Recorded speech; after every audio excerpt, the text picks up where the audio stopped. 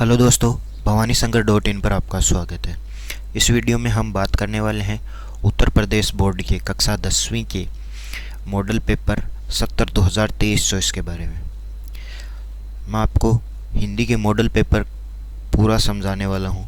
अगर आपको कोई भी समस्या आ रही है तो मुझे कमेंट में बता दें, मैं आपको उसका सॉल्यूशन ज़रूर बताऊंगा। सबसे महत्वपूर्ण बात, आप इसकी PDF कहाँ से डाउनलोड कर पाएंगे, तो सबसे पहले उसी की बात कर लेते हैं। तो उसके लिए आपको आपके क्रोम ब्राउज़र को ओपन कर लेना है। क्रोम ब्राउज़र को ओपन करने के बाद आपको यहाँ पर एक टाइप कर देना है यूपी बोर्ड मॉडल पेपर कक्षा 10th हिंदी, और लास्ट में अपनी दूसरी वाली वेबसाइट का नाम डाल देना है टॉपर्स एरिया। ये हमारी नई वेबसाइट है। जैसे आपको पहले पता है कि हमारी एक वेबसाइट है भवानी शंकर .in और दूसरी ये नई बनाई गई है टॉपर्स एरिया। तो ये आपको यहाँ पे टाइप करना है। ये टाइप करने के बाद जैसे ही आप इसे एंटर दबाएंगे या आपके मोबाइल में सर्च कर लेंगे तो सबसे पहले हमारी वेबसाइट आ जाएगी। यहाँ देखिए टॉपर्स एरिया नाम से। तो अगर आप यूपी बोर्ड के अन्य मॉडल पेपर या कक्षा के डाउनलोड करना चाहते हैं तो यहाँ पे क्लिक करेंगे, और अगर आप सिर्फ कक्षा 10वीं के हिंदी के मॉडल पेपर डाउनलोड करना चाहते हैं तो आपको इस पर क्लिक कर देना है। इस पर क्लिक करने के बाद जैसे ही वेबसाइट ओपन होती है मैं आपको बताता हूँ, आपको थोड़ा सा स्क्रॉल कर देना है। तो यहाँ से देखिए 70/2023 चॉइस के लिए मॉडल पेपर जारी हो चुके हैं। इसे आप हमारी वेबसाइट से डाउनलोड कर सकते हैं। तो आपको नीचे आना है। अगर अभी तक आपने हमारे टेलीग्राम ग्रुप को ज्वाइन नहीं किया तो आप यहाँ पे क्लिक करके टेलीग्राम ग्रुप को भी ज्वाइन कर सकते हैं। आपको यहाँ नीचे स्क्रॉल करना है। सबसे पहले बात कर लेते हैं मॉडल पेपर के महत्वपूर्ण प्रश्नों के। तो परीक्षा कक्षा में प्रवेश करने पर आपको 15 मिनट सिर्फ पेपर को पढ़ने के लिए मिलेंगे। यानी कि आपको पूरा समय कितना मिलेगा, आपको पूरा समय आपको पता है कि आपको 3 घंटे और 15 मिनट का मिलने वाला है, जिसमें से ये 15 मिनट है ना, ये सिर्फ आपको पेपर पढ़ने के लिए दी जाएगी कि पेपर को समझ ले कि किस प्रकार आने वाला है। फिर प्रश्न पत्र आपका 2 भागों में बांटा होगा, खंड ए और खंड ख या ब खंड, इस तरह से बांटा हुआ होगा 2 खंडों में। उसके बाद देखिए खंड ए होगा वो MCQ टाइप का होगा। मतलब ये आपका एक क्वेश्चन आ गया, यानी मान लीजिए ये प्रश्न नंबर फर्स्ट है। इसके 4 ऑप्शन होंगे A, B, C, D, और जो सही होगा उस पर आपको चेक करना है। किस तरह से, आपको वहाँ OMR सीट दी जाएगी। OMR सीट कैसी होती है आपको पता होगा, अगर नहीं पता तो मैं वीडियो बना दूंगा, आप मुझे बता दीजिए।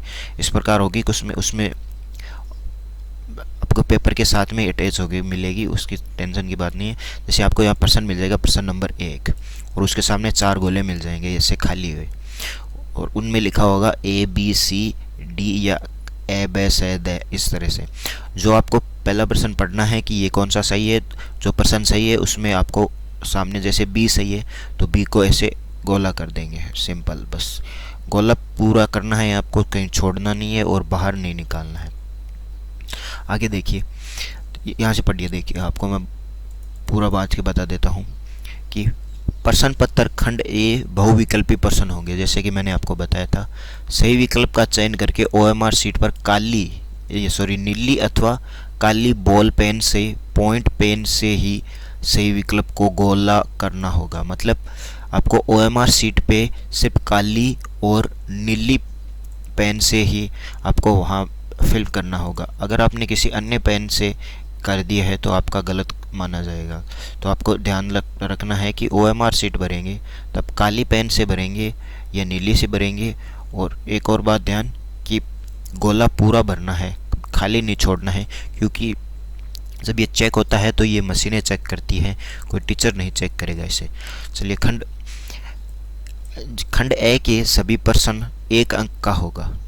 आपके खंड ए में 20 प्रश्न आने वाले हैं और ये 20 नंबर आपको काफ़ी इजीली मिल सकते हैं। प्रत्येक प्रश्न 1 अंक का होने वाला है और प्रत्येक प्रश्न के सामने आपको अंक दिया हुआ होगा कि ये प्रश्न इतने का है। मैं आपको नीचे मॉडल पेपर दिखाऊंगा तब आप देख लेना कि उसमें दिया हुआ है या नहीं। समय आपको पता है कि 3 घंटे 15 मिनट का दिया है और पूर्णांक 30 यानी 70 नंबरों का होने वाला है। तो मॉडल पेपर कुछ इस प्रकार है। खंड ए 20 नंबरों का होगा, प्रत्येक प्रश्न 1 अंक का, 4 विकल्प दिए होंगे और प्रश्न किससे आएंगे, हिंदी की पुस्तक और व्याकरण से प्रश्न पूछे जाएंगे, जिसमें से आपके पुस्तक से लेखक का नाम पूछ लिया जाएगा, उपसर्ग पूछ लिया जाएगा, वाक्य, समास, तत्सम, वचन, विभक्ति, सर्वनाम, व्याकरण एवं अन्य महत्वपूर्ण टॉपिक्स जो आपके स्कूल के टीचर आपको पढ़ा रहे हैं उनमें से बहुत से इंपॉर्टेंट टॉपिक है जो आपको यहाँ पूछा जाएगा।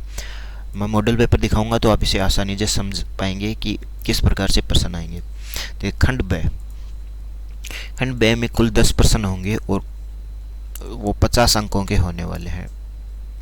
और ये क्या है, वर्णात्मक प्रश्न है। वर्णात्मक का मतलब आपको लिख कर देना होगा पेन से, काफ़ी बड़े छोटे हो सकते हैं इसमें निर्धारित अंक। तो इसमें 10 प्रश्न होंगे। यहाँ पे सिर्फ आपको प्रश्नों के नाम दिए होंगे कि किस प्रकार। तो पहला प्रश्न होगा गद्यांश पर आधारित होगा, फिर पद्यांश पर होगा, फिर संस्कृत गद्यांश, इस तरह होगा। मैं आपको आगे मॉडल पेपर दिखाऊंगा। यहाँ आप जैसे ही नीचे स्क्रॉल करेंगे थोड़ा सा तो यहाँ पे आपको मॉडल पेपर डाउनलोड की लिंक मिल जाएगी। अगर ये लिंक काम नहीं कर रही है किसी भी कारण से तो आपको थोड़ा सा नीचे स्क्रॉल करना है। जैसे आप इसे स्क्रॉल करेंगे तो यहाँ पे आपको कमेंट मिल जाएगा। आप यहाँ कमेंट में बता दीजिए कि लिंक काम नहीं कर रही है, मैं आपको डायरेक्ट उसकी PDF फाइल भेज दूँगा। आप यहाँ पे जो नाम और नंबर ईमेल टाइप करेंगे उस ईमेल पर आपको उसकी डायरेक्ट PDF मिल जाएगी। और अगर इसमें आप अपने मोबाइल नंबर देना चाहें तो वो भी दे सकते हैं, कोई दिक्कत नहीं होगी। लेकिन मोबाइल नंबर देना सबकी बस की बात नहीं है, उससे कोई बात नहीं। तो चलिए मैं आपको दिखा देता हूँ कि ये मॉडल पेपर किस प्रकार का है। तो चलिए मॉडल पेपर को दिखाता हूँ मैं आपको। तो ये रहा आपका मॉडल पेपर। देखिए मैंने बताया था कि खंड ए होगा वो बहुविकल्पी होगा। तो देखिए किस प्रकार होगा। जैसे यहाँ पहला प्रश्न पूछा है, बाबू गुलाब राय किस युग के लेखक हैं, जो कि 1 नंबर का है। और इसमें 4 ऑप्शन दिए हैं, A, B और C, D। इसमें से आपको सही करना है। अब ये देखिए, ये बाबू राय गुलाब किस युग के लेखक है, ये आपके बुक के अंदर का ही प्रश्न है। इसी प्रकार ये चिंतामणि किस विधा की रचना है, ये भी एक आपके प्रश्न का है। अगला देखिए प्रश्न, ये भी आपके बुक से लिया गया है। ये सभी आपके बुक से लिए। आप थोड़ा सा नीचे स्क्रॉल करेंगे तो देखिए रचना पूछी जा रही है, रचना और आधुनिक काल कब से कब तक। मतलब छोटे छोटे प्रश्न आपके बुक से, आपके चैप्टर से उठाए गए हैं। कवियों के नाम पूछ लिए, बस यही पूछा गया है। फिर आप नीचे आएंगे तो यहाँ देखिए व्याकरण भी पूछी गई है। व्याकरण में क्या पूछ लिया गया है, अलंकार पूछ लिया गया है और छंद पूछा है, उपसर्ग भी पूछा है, वाक्यों के भेद कितने होते हैं। जैसे मैंने आपको पहले बताया था कि आपको व्याकरण पूछी जा सकती है, उसी प्रकार यहाँ पे व्याकरण के प्रश्न आ रहे हैं। अगला प्रश्न देखिए, समास पूछ रहा है। यहाँ से यहाँ क्या पूछ रहा है, हाँ यहाँ पे वापस वही पूछ रहा है। ये देखिए विभक्ति आ गई, वचन एवं विभक्ति आ गई और लास्ट में सर्वनाम का। इस प्रकार से आपके क्वेश्चन आने वाले खंड ए में। खंड ब जो कि एक वर्णात्मक होगा, उसमें किस प्रकार का होगा कि देखिए एक गद्यांश दिया होगा, उस गद्यांश को आपको ध्यानपूर्वक पढ़ना है और उसके नीचे आपको कुछ प्रश्न मिल जाएंगे, उनका उत्तर आपको देना है।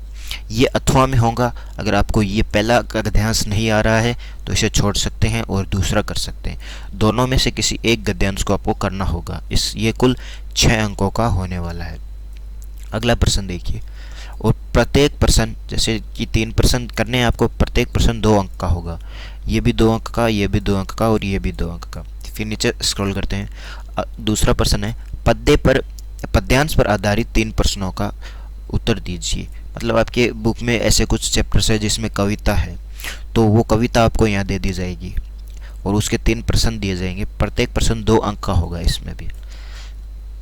अगला प्रश्न देखिए, दिए गए संस्कृत गद्यांश में किसी एक का संदर्भ सहित हिंदी में अनुवाद करें। इसका क्या मतलब हुआ कि आपको एक संस्कृत का गद्यांश दे दी जाएगी, मतलब एक कहानी है संस्कृत की, वो आपको दे दी जाएगी और उसका आपको संदर्भ सहित हिंदी का अनुवाद करना है। इसमें आपको 2 कंडीशन है, संदर्भ सहित और हिंदी में अनुवाद। अगर आपने संदर्भ कर दिया तो आपको 2 अंक मिल जाएंगे और संदर्भ के साथ हिंदी अनुवाद कर दिया तो 3 अंक मिल जाएंगे। दोनों को अलग अलग किया है तो आपको मिलेगा। अगर आपने सिर्फ एक ही किया हिंदी अनुवाद तो सिर्फ आपको 3 अंक ही मिलेंगे, वो ध्यान रखना है।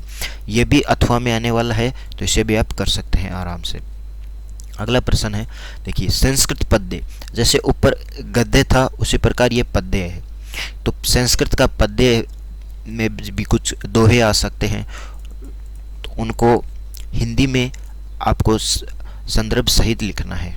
ठीक है। अगला 5वां प्रश्न है, काव्य खंड के आधार पर पठित, जैसे कि आपके चैप्टर में ये है, ऐसा नहीं है कि कहीं से भी उठा के दे दिया गया है, नहीं, ये आपके चैप्टर में दिया हुआ है। अपने पठित काव्य खंड से आपको ये मिलेगा और इसमें किसी एक का उत्तर करना है और ये 3 अंक का होने वाला है। तो एक में से आपको किसी का भी उत्तर कर सकते हैं ये। अगला प्रश्न है 6, किसी एक लेखक का जीवन परिचय। बस ये आपको, जैसे अब ये नीचे कुछ प्रश्न आने वाले हैं, इन्हें आप आराम से रट सकते हैं। अगर आप चाहें कि आपको परिचय कैसे याद करना है तो मैं वीडियो बना दूंगा, आप मुझे कमेंट में बताइए। इतना आसान तरीके से मैं बताऊंगा कि आप भूल लेंगे नहीं कभी भी किसी लेखक का परिचय याद करने का।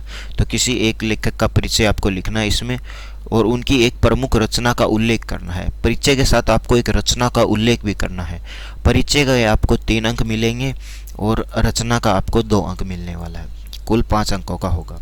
6वां प्रश्न है, किसी कवि, वही ऊपर जैसे लेखक का है नीचे एक कवि का है, तो कवि और लेखक में वैसे तो कोई ज़्यादा अंतर है नहीं, बस कृतियाँ अलग अलग हो जाएगी। ये भी 5 अंक का होने वाला है। अगला प्रश्न है, बस ये तो आपको कोई भी 4 श्लोक याद कर लीजिए, आपका काम हो जाएगा। अपनी पाठ्य पुस्तक में से कंठस्थ कोई एक श्लोक लिखे जो प्रश्न पत्र में नहीं है। आपको कम से कम 4 श्लोक याद करने हैं, वो भी अलग अलग चैप्टर से, और वो भी काफ़ी थोड़े इजी ना हो, ऐसे इजी मत याद करें क्योंकि शायद आपके इजी यहाँ आ सकते हैं। जैसे मैंने आपको ऊपर बताया था कि ये देखो ये आ गए, इस तरह से हो सकता है, तो ध्यान रखें। अगला प्रश्न देखिए, अगला प्रश्न है कि निम्नलिखित में से किन्हीं 2 प्रश्नों का उत्तर संस्कृत में दीजिए। तो ये आपको संस्कृत में देना है जो कि 1-1 अंक का होगा। उसके बाद अगला क्वेश्चन है, एक निबंध लिखे किसी विषय पर, जो नीचे आपको 4 ऑप्शन दे देंगे, इस पे आपको किसी पर भी एक निबंध लिखना है। ये 7 अंकों का होने वाला है। अगर आपको निबंध लिखना भी नहीं आता है कमेंट में बता दें, इतना अच्छे तरह से समझा के निबंध लिखूँगा, क्योंकि मुझे ये पहले से मैंने पढ़ा है, काफ़ी इजी लगता है मुझे, इसलिए मैं आपको बहुत बता रहा हूँ कि ये मैं कर सकता हूँ और आपको समझा भी सकता हूँ। उसी प्रकार अपने मित्र के लिए एक पत्र लिखिए, ये एक शिकायती पत्र लिखिए, ये अथवा में आएगा और आपको इसके लिए 2-2 अंक दिया होगा। देखिए, अपनी रुचि का उल्लेख करते हुए अपने मित्र को एक पत्र लिखना है, इसके लिए आपको 4 अंक मिलेगा। तो ये रहा आपका हिंदी का मॉडल पेपर। अगर ये वीडियो आपको पसंद आया है तो वीडियो को लाइक करें और अपने उन फ्रेंड के साथ शेयर करें जो अभी यूपी बोर्ड के में 10वीं क्लास में हैं। अगर वीडियो में कोई गलती हो गई है तो माफ़ करना, क्योंकि मैं कोई प्रोफेशनल टीचर नहीं हूँ, मैं सिर्फ एक ब्लॉगर हूँ। मैं आपकी सिर्फ मदद करने की कोशिश कर रहा हूँ। धन्यवाद।